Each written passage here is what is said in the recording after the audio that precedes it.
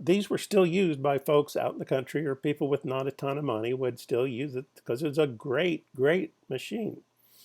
Well, I was watching her work and the motor was running.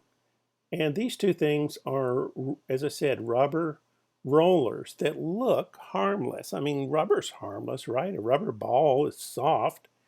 And so, out of curiosity, when she wasn't looking, I just got curious what would happen if I touched right between them. What would be the harm? I could just it'd probably pull my finger in and it would tickle and I could pull my finger out again. Wrong. Dead wrong. When I touched my finger to this gap, those two steel rollers bit like a dog and started to chew my finger into the gap between the rollers. I was instantly terrified and I yanked as hard as I could, pulled my finger out. I don't know how I avoided severe injury to that finger, but I did. I got away. I felt only the first nip of the wringer. I was quick enough, I got away with it. In the 1920s, 30s, 40s, 50s, when these machines were popular, many, many homemakers were literally mangled by this machine.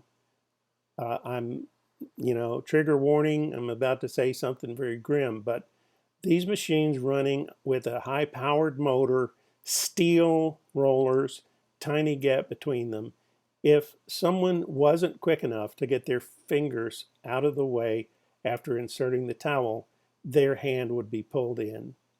Every bone in their hand would be broken. All their fingers, all their hand, and their arm would continue to be pulled in until their elbow was broken. It would continue to pull them in until with their free hand they could disengage the rollers. With this, it's a handle you twist and it causes this top roller to pop loose and you can pull your mangled arm out. And physicians at that time actually had a name for that phenomenon of women who'd been severely injured. But you know what? The amount of time that people were having to spend doing laundry every other way made it worth it to risk that type of severe injury in order to be able to have the convenience of being able to get through with your laundry in 1 hour instead of 3+ hours. So when he's saying alcoholics have to be pretty badly mangled before they really commence to solve their problems, he's saying you may have gotten arrested one time for drunk driving. You may have been thrown in jail, spent one night in jail or whatever, and you may be laughing it off and saying, well, that was a close call, but it's never going to happen to me again.